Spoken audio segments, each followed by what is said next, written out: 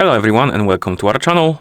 In front of me I have AMAZFIT T-Rex Ultra 2, and in today's video I'm going to show you how to unpair this watch from the Android phone. Unpairing could be useful if you want to connect your watch to another device, for example, or maybe you want to sell it to somebody or give it away to somebody, which also would require you to unpair it from your phone and your account. And I'm going to show you how to do that. So let's get started.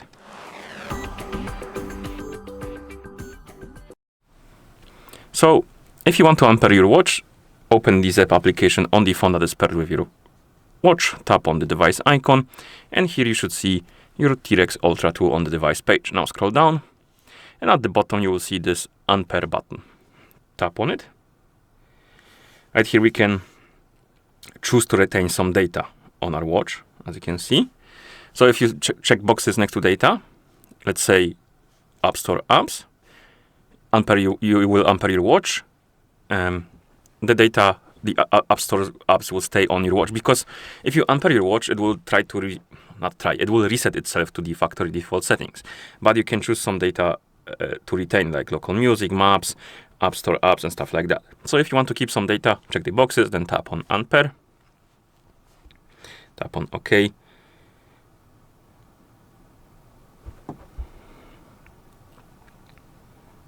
Tap on Unpair. The watch will disappear from the device page and will start resetting itself to the factory default settings. Now we can close the app, open the Bluetooth settings just in case on our phone, and check if the watch is right here on the list. It's not, so we can close the settings, but if you see the watch right here on the list of connected devices, tap on the info or settings icon next to it, then tap on forget device to remove it. And once you remove it, you can close the settings, and basically that's how you unpair this watch from the Android phone. If you found this video helpful, please consider subscribing to our channel and leaving the like on the video. Thank you for watching, and see you in the next one.